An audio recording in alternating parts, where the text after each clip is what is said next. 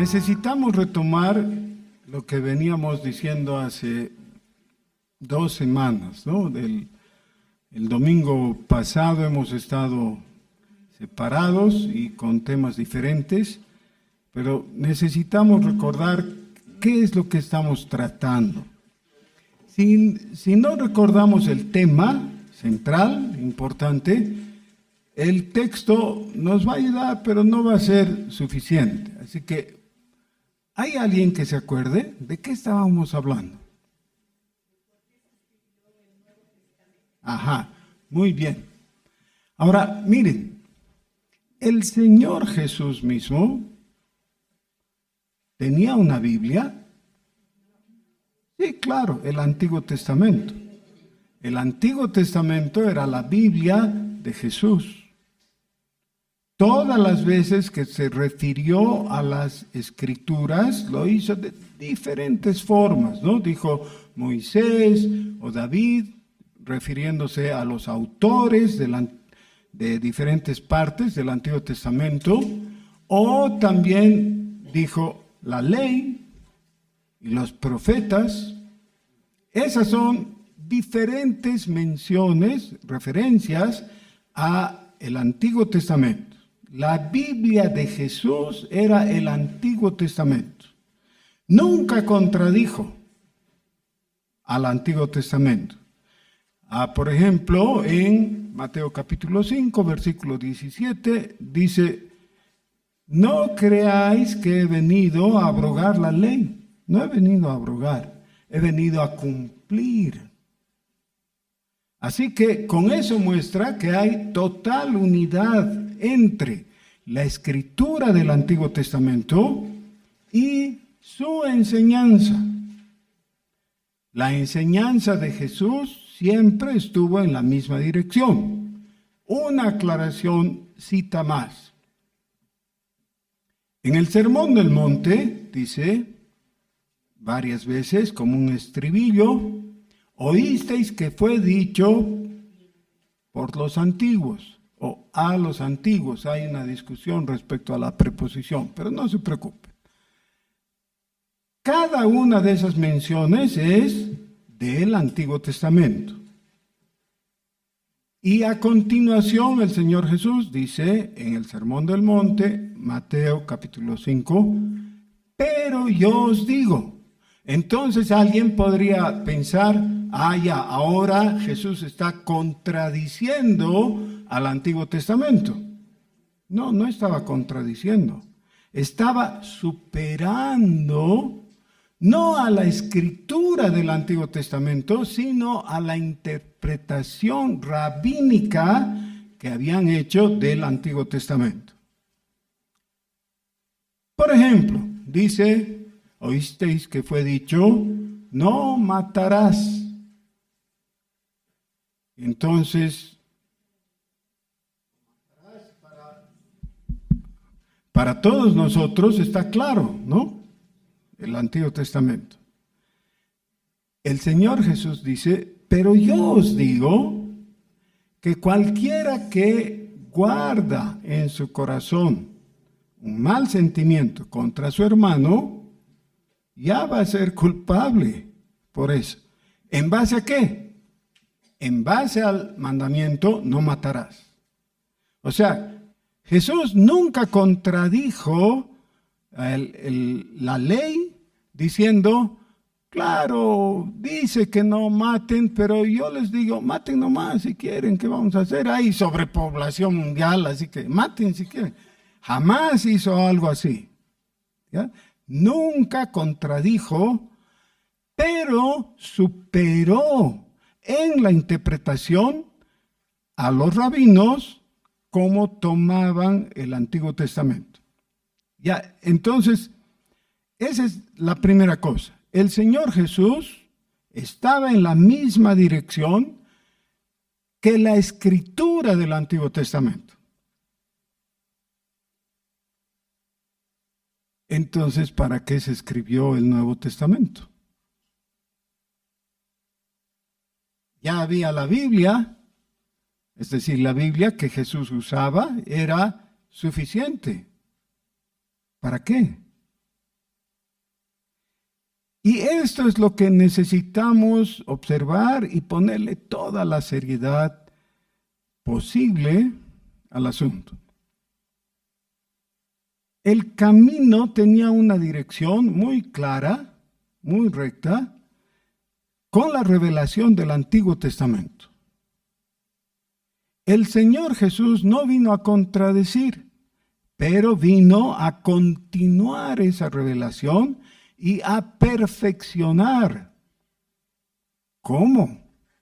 Claro, porque el Antiguo Testamento anunciaba proféticamente al Mesías, que era Jesús. Hasta ahí habían llegado los rabinos y todos los demás contemporáneos a Jesús. Ellos sabían de la existencia de un personaje anunciado en el Antiguo Testamento que era el Mesías, sí, y lo estaban esperando. Y aunque Jesús estaba frente a ellos, no lo reconocieron. ¿Por qué? Ahora, este es un asunto en parte misterioso, pero desde el otro lado es muy claro, es muy transparente. Dice que aquella luz verdadera que alumbra a todo mundo vino, pero los suyos no le recibieron. Los que debían haberle recibido, que eran los entendidos en la palabra, vieron a Jesús y no quisieron. ¿Y por qué no? Si no entendemos eso, siempre vamos a estar con teorías extrañas. No necesitamos ninguna teoría. En Juan 3 dice que en esto consiste la condenación, que los hombres amaron más las tinieblas que la luz. Eso es. Ellos prefirieron quedarse en las tinieblas por no recibir la luz. La luz es Jesús. ¿Ya? El Señor Jesús mismo dice, yo soy la luz del mundo. Así que no necesitamos especular, inventar truquitos teológicos para llegar a conclusiones extrañas. No, lo que dice la palabra. Jesús es la luz, ellos no recibieron la luz. ¿Por qué? Amaron las tinieblas, prefirieron las tinieblas.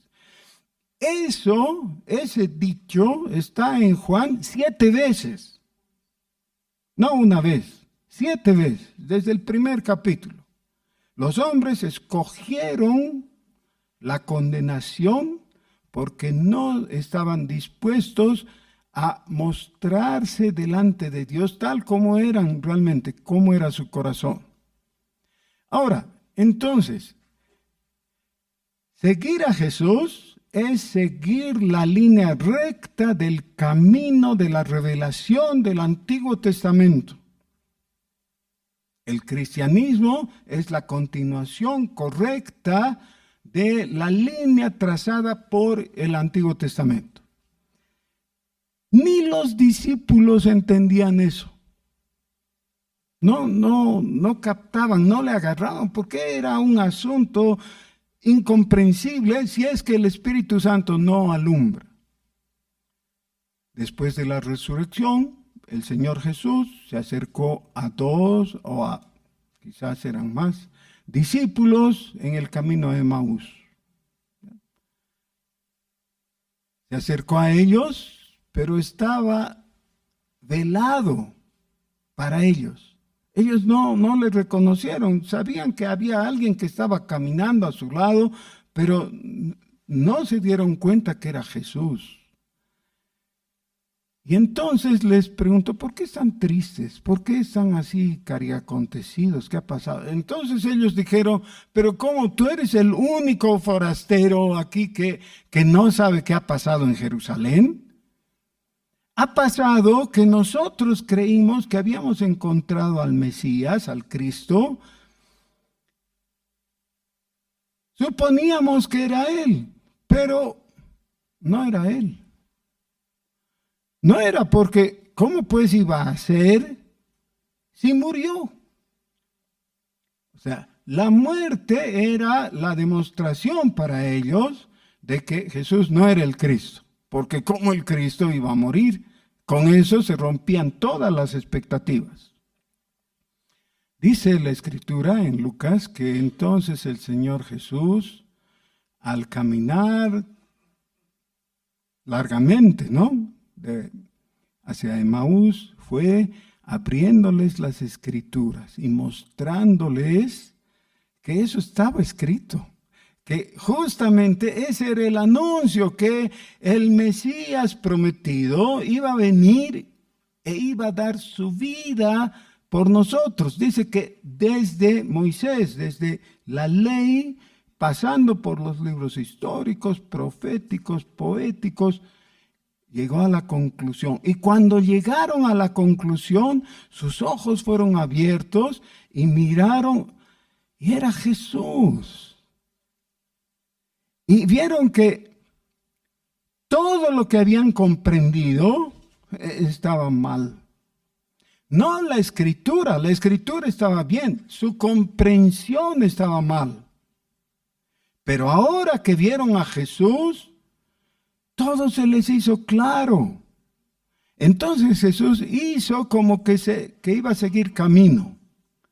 Y ellos cometieron el gran acierto de su vida. ¿Cómo acertaron? Le dijeron, quédate con nosotros. Esa es la invocación que trae salvación, según Romanos 10. Quédate, no te vayas. Y Jesús se quedó con ellos. Ahora, la iglesia ha experimentado exactamente lo que experimenta un bebé o un feto que va a nacer. ¿Ya? Cuando la mujer va a dar a luz, tiene una experiencia, ya es un individuo con una experiencia, es dar a luz. Pero el bebé tiene su propia experiencia, es nacer, ¿no es cierto? Pues la iglesia tuvo su experiencia, nació. ¿Qué es lo que sabe el bebé recién nacido? ¿Qué sabe?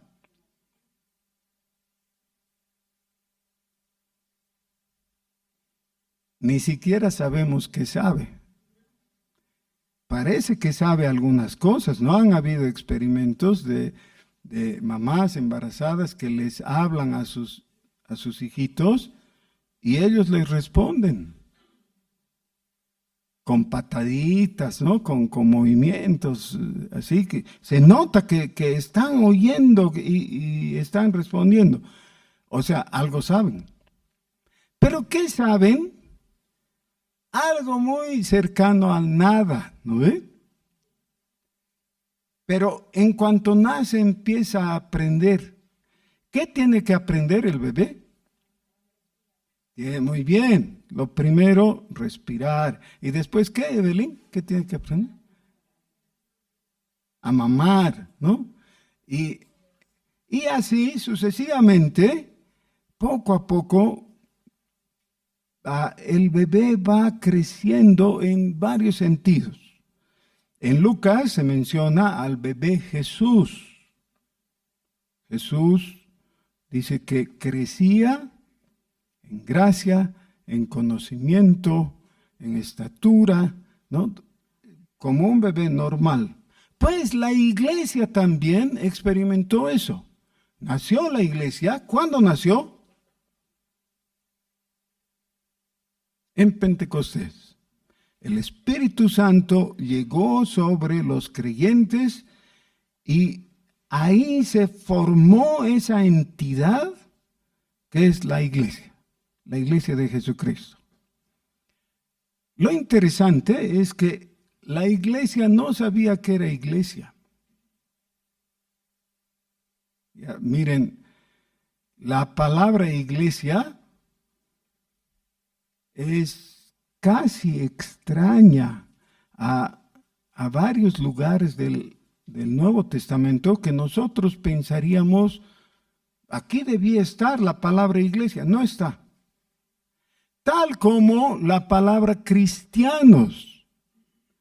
¿Saben cuántas veces aparece la palabra cristiano o cristianos en plural en el Nuevo Testamento? 3. ¿Solo 3?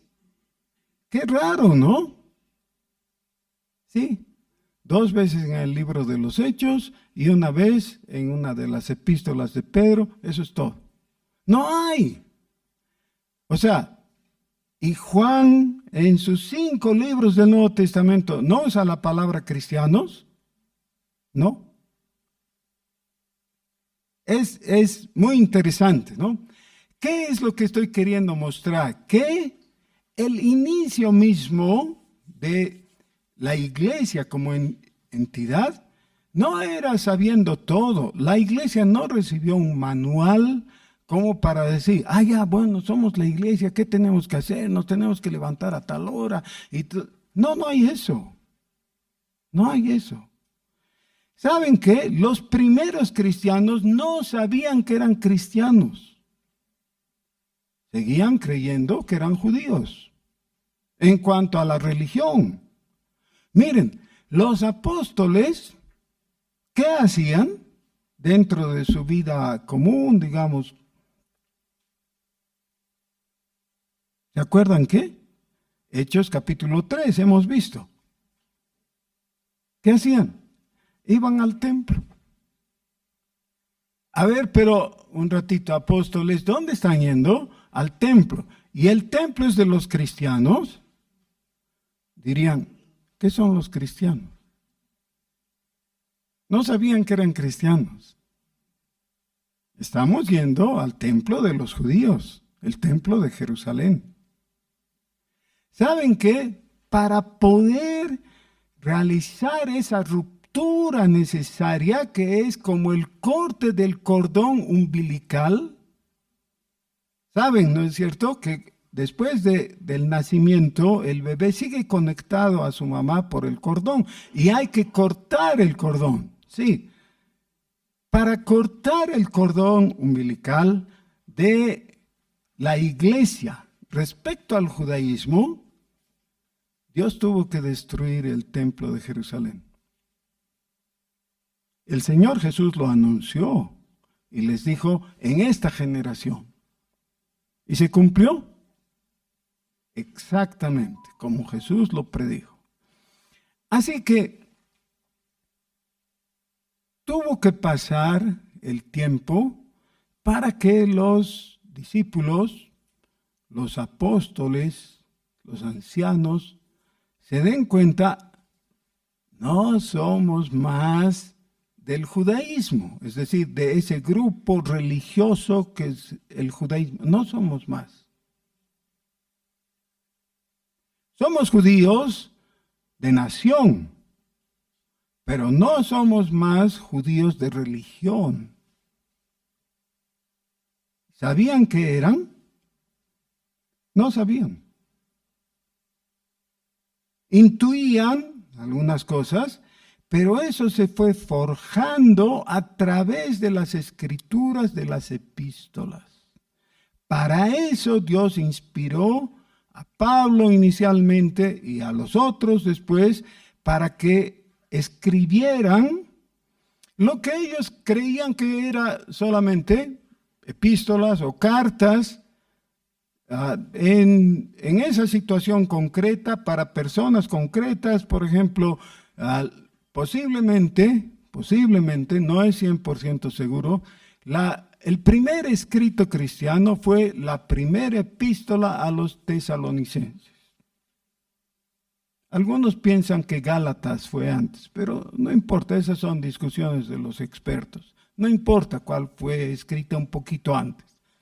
Pero si Primera Tesalonicenses se escribió como la primera epístola conocida actualmente, ¿por qué escribió Pablo a los tesalonicenses? para apoyarles en sus dudas, les aclaró varias cosas. Por ejemplo, en esa primera epístola, en el capítulo 4, les habla de cómo va a ser el arrebatamiento de la iglesia. Es muy interesante porque en la segunda epístola les tuvo que hacer una aclaración, porque no había expuesto toda la doctrina completa, sino solamente respondiendo a la duda de los tesalonicenses.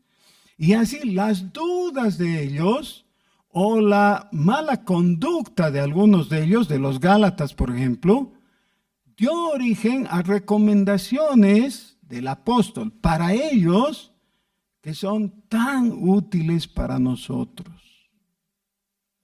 Nosotros nos beneficiamos de esas amonestaciones a ellos en ese primer siglo, en la década de los 50 y pico, 60, ¿ya?, del primer siglo, y eso nos ha enriquecido. Eso es lo que tenemos en el Nuevo Testamento, ¿ya? Por eso se escribió el Nuevo Testamento. Pero ahora, ¿por qué los cristianos no siguieron simplemente siendo judíos y arrastraron a los judíos a la verdad? ¿Por qué no? Los judíos no se dejaron. Eso es. Y planteado en los términos más sencillos, lo describe el apóstol Juan. Juan dice algo que nosotros debiéramos siempre tener en cuenta y mantenerlo como un parámetro para ver si nuestra dirección está correcta. Juan dice, ya con esto se define: el que tiene al Hijo tiene la vida. El que no tiene al Hijo no tiene la vida. Y nosotros le podemos agregar algo ahí. ¿Saben qué? Y punto. Eso es. O sea, no le des vueltitas y acomodos. No. Si no tienes a Jesucristo, no tienes salvación. No, pero ¿sabes qué? Bien bonito era. Sí, pues, bien bonito era, pero ahora está en el infierno, si no tuvo en vida al Hijo, si no recibió la salvación, no tiene vida eterna.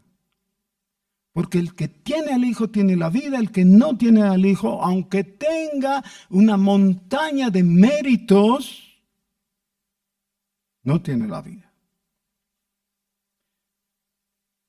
En términos históricos, hay alguien que expresa todo esto de una manera magnífica, pero lo que quiero es que veamos primeramente qué es lo que pasó después de esas primeras dos predicaciones que hizo el apóstol Pedro registradas en el libro de los Hechos.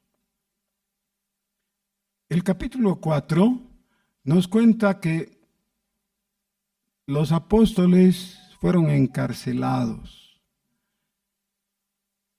y Dios los libró de la cárcel.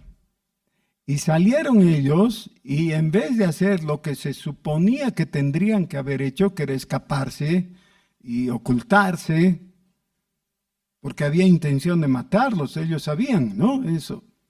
En vez de eso, volvieron y estaban predicando. Dice, hablando ellos al pueblo, vinieron sobre ellos los sacerdotes con el jefe de la guardia del templo y los saduceos, resentidos de que enseñasen al pueblo y anunciasen en Jesús la resurrección de los muertos.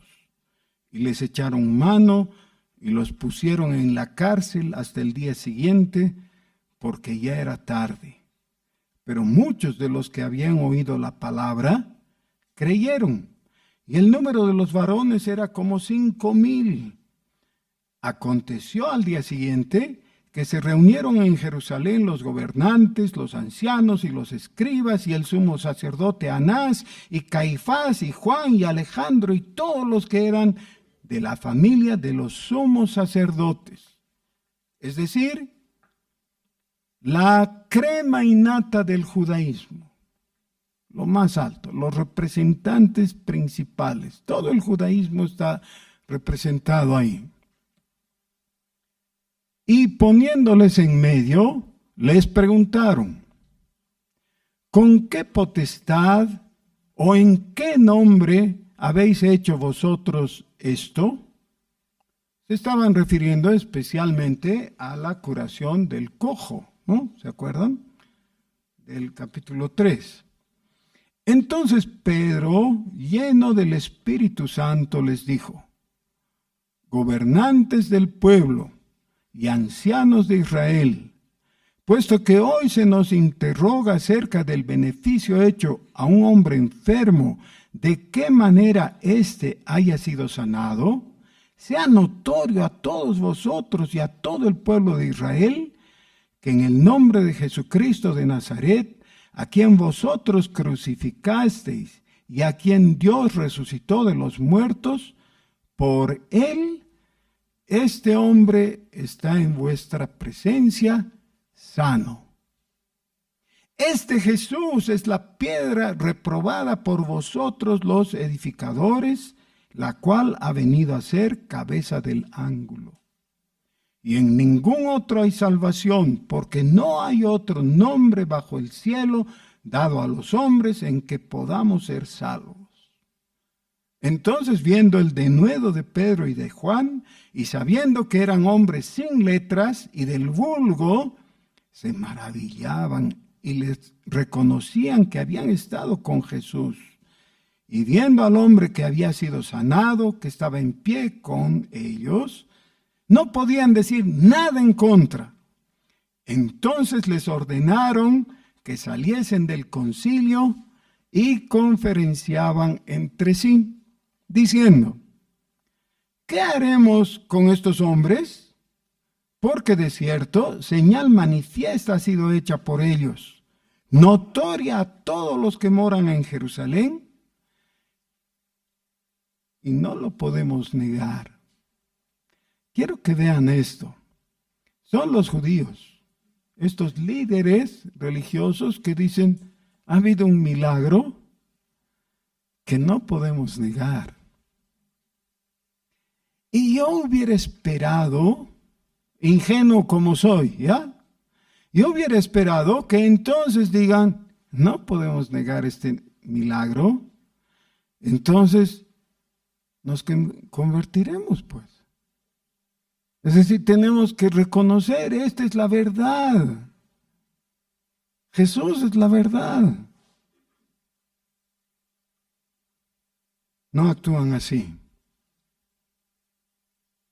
Sin embargo, para que no se divulgue más entre el pueblo, amenacémosles para que no hablen de aquí en adelante a hombre alguno en este nombre. Eso es.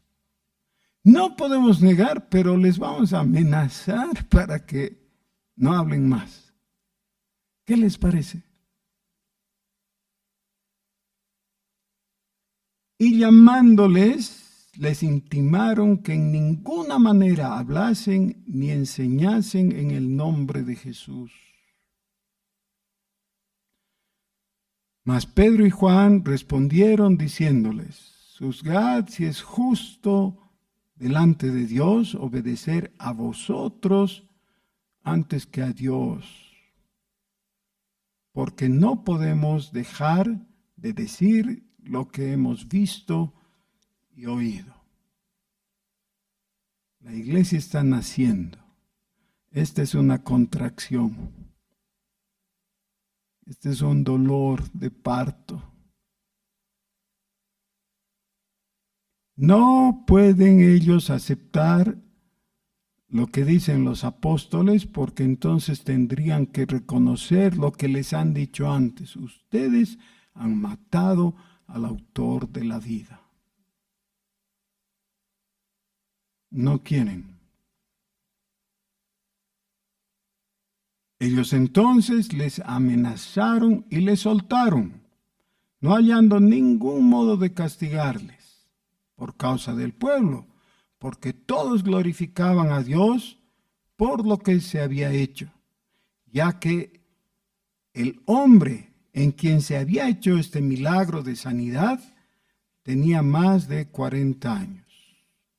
Ahora, después de eso, los creyentes se reúnen y piden a Dios que mire sus amenazas. Versículo 29.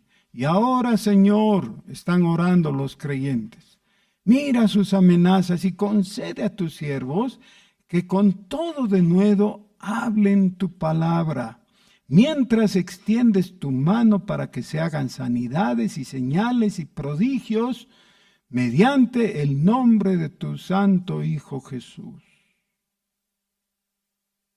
Esa es la petición, esa es la oración de ellos. Dice el versículo 31, cuando hubieron orado, el lugar en que estaban congregados tembló y todos fueron llenos del Espíritu Santo y hablaban con denuedo la palabra de Dios. Voy a pasar al capítulo 5 y leer desde el versículo 17. Entonces, levantándose el sumo sacerdote y todos los que estaban con él, esto es, la secta de los saduceos, se llenaron de celos y echaron mano a los apóstoles y los pusieron en la cárcel pública. Mas un ángel del Señor, abriendo de noche las puertas de la cárcel y sacándolos, dijo: Id, y puestos en pie en el templo, anunciad al pueblo todas las palabras de esta vida. Es muy extraño porque el ángel al liberarlos, les dice que hagan algo, que era un poco loco, ¿no? ¿No les parece?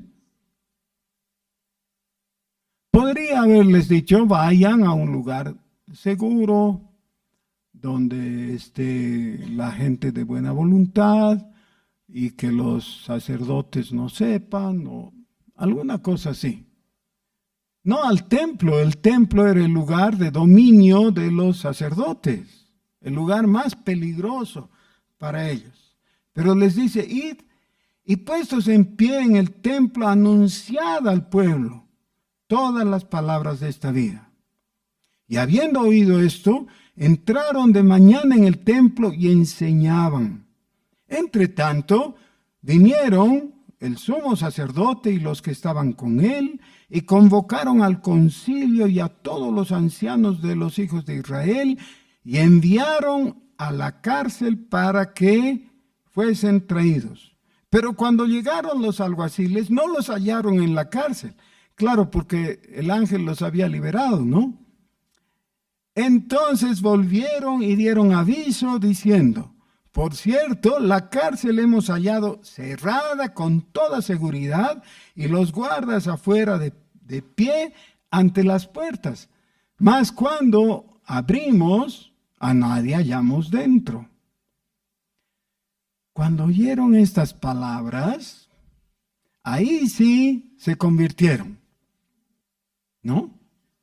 No se convirtieron. Cuando oyeron estas palabras, el sumo sacerdote y el jefe de la guardia del templo y los principales sacerdotes dudaban en qué vendría a parar aquello. Pero viniendo uno les dio esta noticia: he aquí, los varones que pusisteis en la cárcel están en el templo y enseñan al pueblo.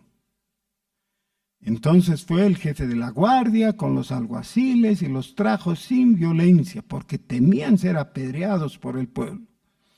Cuando los trajeron, los presentaron en el concilio, y el sumo sacerdote les preguntó, otra contracción, ¿no? Otro encuentro. ¿No os mandamos estrictamente que no enseñaseis en ese nombre? ¿Cuál era la pugna exactamente? Los sacerdotes les mandaban a los apóstoles que no enseñen en el nombre de Jesús, que no prediquen el evangelio. Los sacerdotes o los apóstoles están obligados porque los sacerdotes eran su autoridad religiosa. Lo que se hubiera esperado de cualquier judío es que le obedezca al sumo sacerdote, porque al fin era el sumo sacerdote y todos los demás. Les dicen, no os mandamos estrictamente que no enseñaseis en este nombre, y ahora habéis llenado a Jerusalén de vuestra doctrina y queréis echar sobre nosotros la sangre de ese hombre. ¿Qué? Ellos han hecho que crucifiquen a Jesús, pero ahora se quieren hacer los suecos, ¿no? Nos quieren culpar a nosotros. ¿Nosotros qué culpa tenemos? Respondiendo Pedro y los apóstoles dijeron, es necesario obedecer a Dios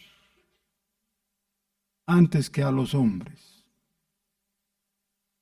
El Dios de vuestros padres levantó a Jesús, a quien vosotros matasteis colgándole en un madero. Este es el punto, no se puede disimular las diferencias fundamentales que hay entre el judaísmo y el cristianismo. Si se quiere disimular eso, por razones políticas, se está traicionando al Evangelio de Jesucristo. A este, que es el pronombre, se refiere a Jesús, ¿no? Este es Jesús. A este Dios ha exaltado con su diestra por príncipe y salvador, para dar a Israel arrepentimiento y perdón de pecados. Y nosotros somos testigos suyos de estas cosas. Y también el Espíritu Santo, el cual ha dado Dios a los que le obedecen. El Espíritu Santo ha sido dado no a todo el pueblo de Israel. ¿A quiénes? A los que obedecen. ¿A quién? A Jesús. Ellos oyendo esto se enfurecían y querían matarlos. ¿Por qué querían matarlos? Porque les están diciendo algo que no pueden negar. Los están acusando del crimen contra el único justo, el único inocente, Jesús. Y no pueden negarlo.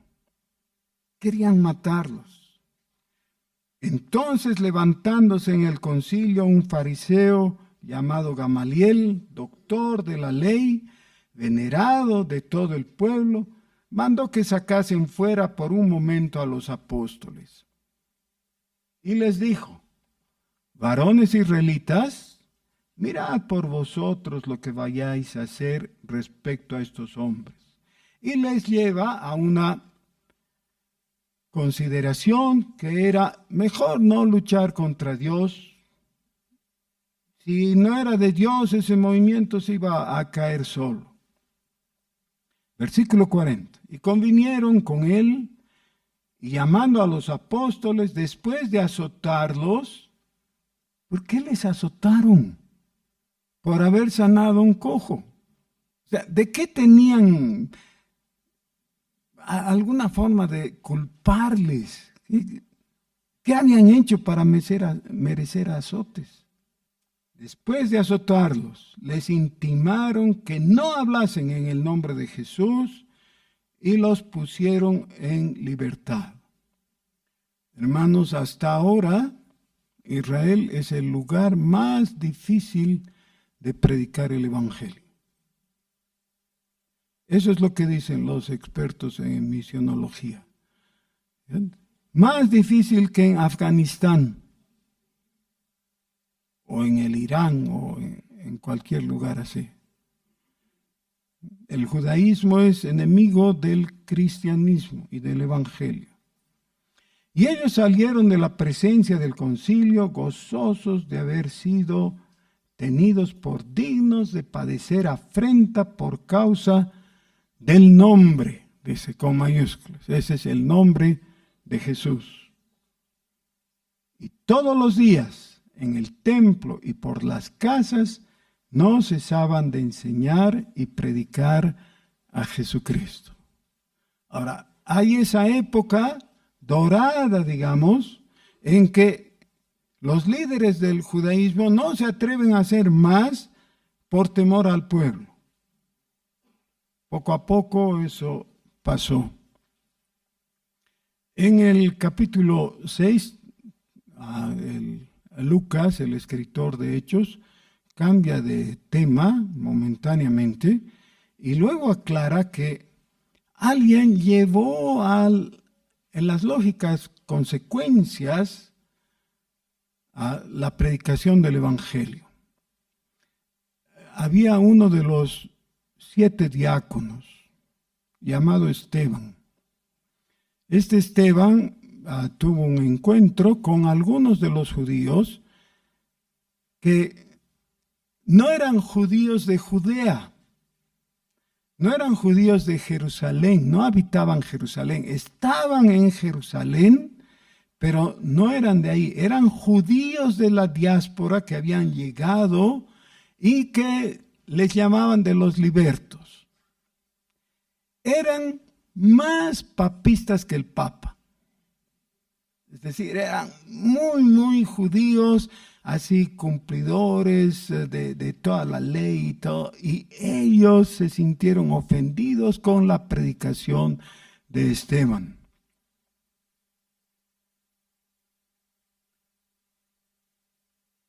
Estos se enojaron con lo que Esteban hacía y actuaron así. Capítulo 6, versículo 8. Y Esteban, lleno de gracia y de poder, hacía grandes prodigios y señales entre el pueblo.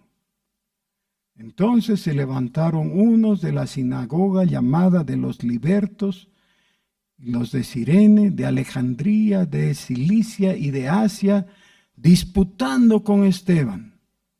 Pero no podían resistir a la sabiduría y al espíritu con que hablaba. Entonces sobornaron a unos para que dijesen que le habían oído hablar palabras blasfemas contra Moisés y contra Dios. Es decir, acudieron a la calumnia. Calumniaron a Esteban. Y soliviantaron al pueblo, a los ancianos y a los escribas, y arremetiendo le arrebataron y le trajeron al concilio. Y pusieron testigos falsos que decían: este hombre no cesa de hablar palabras blasfemas contra este lugar santo y contra la ley. Pues le hemos oído decir que este Jesús de Nazaret destruirá este lugar y cambiará las costumbres que nos dio Moisés. Entonces todos los que estaban sentados en el concilio, al fijar los ojos en él, vieron su rostro como el rostro de un ángel. La próxima semana, por la gracia de Dios, vamos a ver el sermón, el discurso de Esteban. Está siendo juzgado, pero le permiten hablar, porque creen que no hay forma de que él salga adelante. Este discurso es de suma importancia. Yo les ruego que se familiaricen, que lean el capítulo 7. De eso vamos a tratar la próxima semana. ¿Ya? Y vamos a hacerlo teniendo en nuestra mente ya esta pregunta. ¿Llega a ocurrir esa separación como es el corte del cordón umbilical? A partir de ese corte, el bebé tiene que respirar por sí mismo, ¿no es cierto? y tiene que alimentarse, tiene que ponerle ganas, ¿no? Para vivir. ¿Ya? Tiene que crecer. Ya no es una entidad con su mamá. Todavía depende mucho de su mamá, claro, pero ya no es el mismo ser visto desde afuera. Necesitamos ver eso, necesitamos entender nuestra propia identidad como iglesia de Jesucristo. Porque no hacerlo es la herejía del siglo XXI. En cada época de la iglesia ha habido alguna herejía, ha habido algún invento de Satanás, y el invento que ha tomado mucha fuerza en nuestros días por razones políticas y geopolíticas es que los cristianos tienen que estar de acuerdo y tienen que ser favorables a Israel a ojos cerrados. No, no es verdad.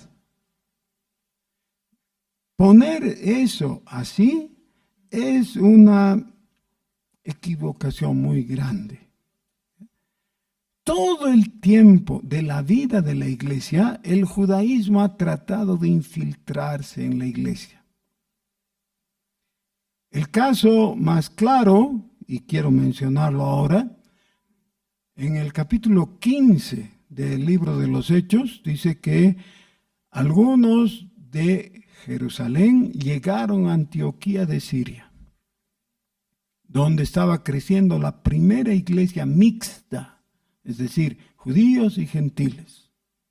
Y hablaron a los gentiles y les dijeron: ustedes, si quieren ser salvos, primero se tienen que circuncidar de acuerdo al rito de Moisés. Es decir, tienen que pasar por el trámite de ser primero judíos. Después pueden ser salvos. ¿A quién dijeron eso? A los gentiles. Gentiles que habían encontrado salvación en Jesucristo.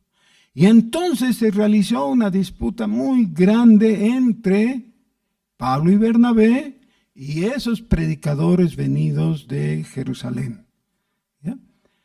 Pero después, una y otra vez, el judaísmo ha atacado al cristianismo de forma indirecta, metiéndose y enseñando desde adentro o persiguiendo al cristianismo. Cuando los judaizantes entraron en la iglesia cristiana de la región de Galacia, que era el primer lugar donde se había establecido la obra misionera de Pablo y Bernabé,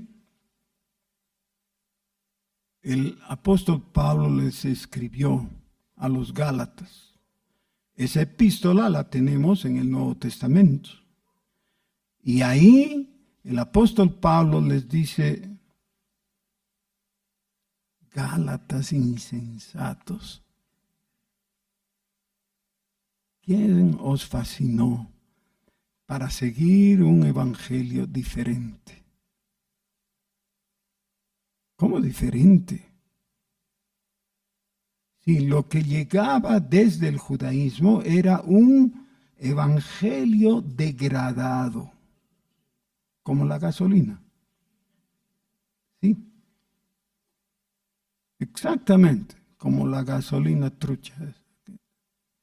¿Por qué? Porque viene y te perjudica con la fe pura en Jesucristo. Por eso el apóstol les escribió a los Gálatas esa epístola que la conocemos como Gálatas.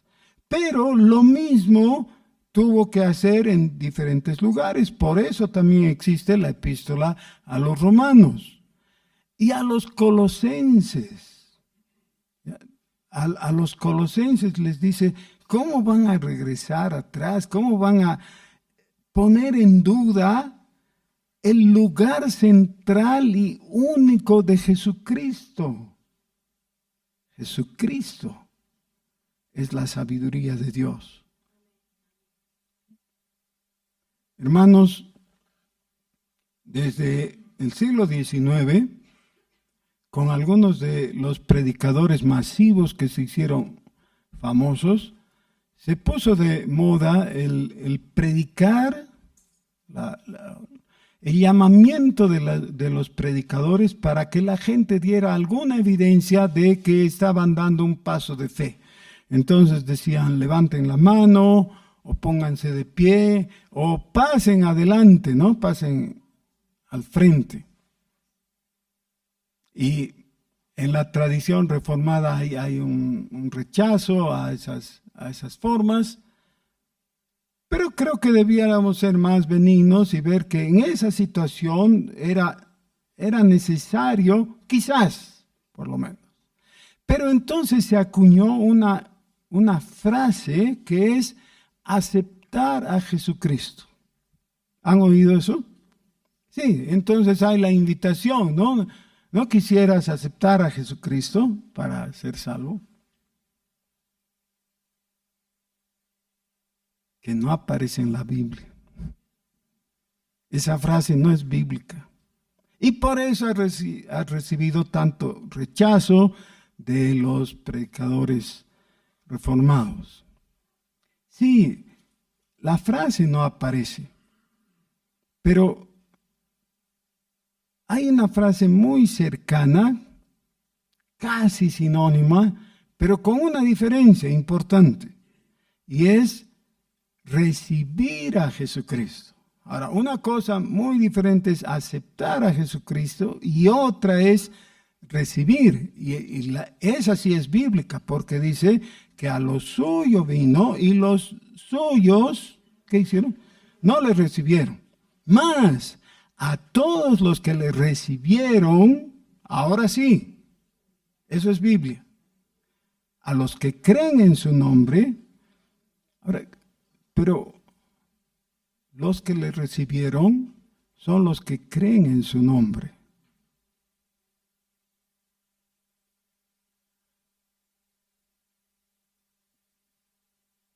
¿Qué es recibirle? ¿Qué es creer en su nombre? ¿Es un acto de voluntad?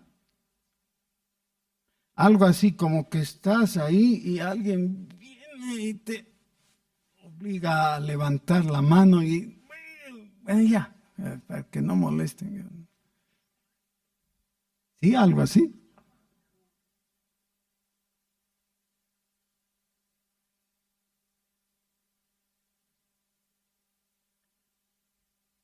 Ahora están ofreciendo un líquido para mejorar el motor y sobrepasar o arreglar el asunto de la gasolina, ¿no? Entonces, gasolina sucia, ¿y qué se puede hacer? Sí, hay que ponerle un limpiador de inyectores. Y viene el otro y dice, no de inyectores, de válvulas, ¿no? No, este es mejor porque es limpiador de inyectores y de válvulas. ¿Sí? Entonces te ofrecen un producto y el otro producto, ¿no? Y resulta que se acabaron los productos. Así, ¿no quieres comprar? No hay. Dice que van a traer de Santa Cruz, que no sé qué. Ya, bueno. Entonces vas a una tienda y dices, mi carro está con problemas. ¿Me puede vender uno de esos liquiditos que están ofreciendo? Y te dicen, ¿cuál? ¿Cómo cuál? No hay. No, mire, hay este de esta marca y este otro de esta otra marca y hay este que tiene tal función y el otro. Y como tú no eres mecánico, algunos son, pero tú no eres mecánico, entonces dices, deme cualquiera. Porque, ¿cuál quieres? ¿Cualquiera?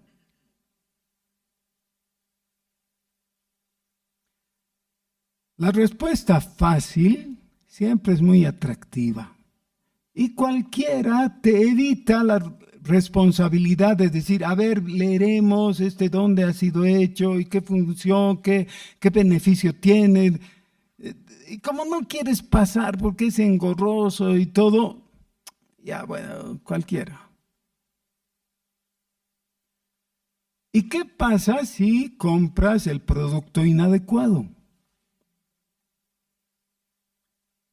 Tal vez tu motor se va a seguir embromando, ¿no? Tal vez, ¿no? No sé. No estoy dando consejos al respecto por si acaso, ya. Solo un ejemplo. Tú quisieras más bien saber, este es el producto correcto, es el que tengo que usar. Pero si te equivocas, ¿qué es lo peor que puede pasar? Que tu auto se eche a perder y ya no ande más. ¿Es grave? Claro, porque a veces es tu medio de transporte, no hay otro. Es grave. Es muy grave. No es tan grave. No es tan grave, es un auto nomás.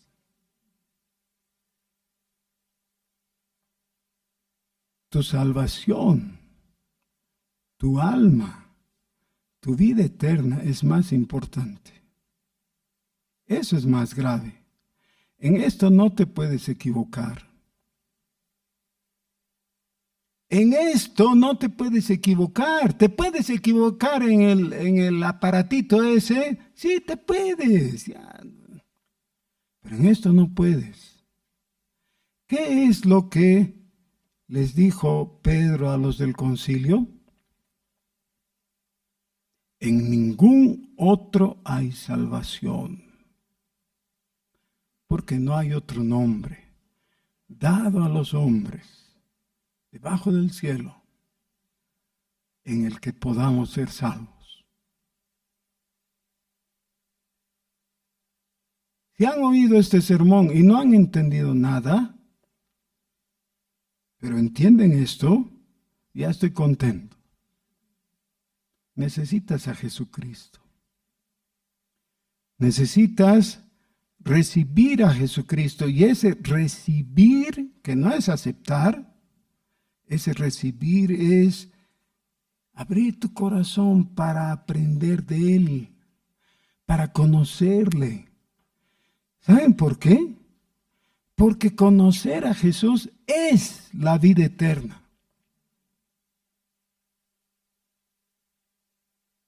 Juan 17:3.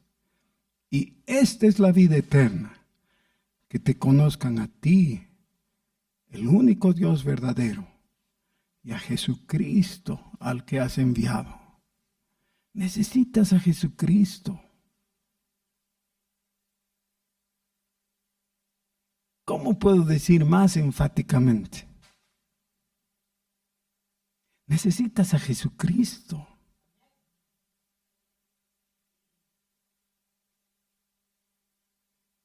No puedes darte el lujo de postergar. No puedes darte el lujo de decir, cualquiera. Ya. Sí, claro, no he creído en Jesucristo, pero he creído en Buda, entonces de algo me servirá, pues. O yo creí en el Ekeko y un poquito me ayudará eso. No, Señor, no te engañes. El que no tiene al Hijo no tiene la vida. Necesitas tener en tu corazón, rodeándote, guardándote, llenándote, impulsándote, sosteniéndote a Jesucristo. Oremos. Señor, queremos tomar en serio las palabras dichas por el apóstol Pedro. Queremos responderte y queremos rogarte, Señor, quédate con nosotros. tal como hicieron los discípulos en el camino de Emaús. Señor, permanece con nosotros.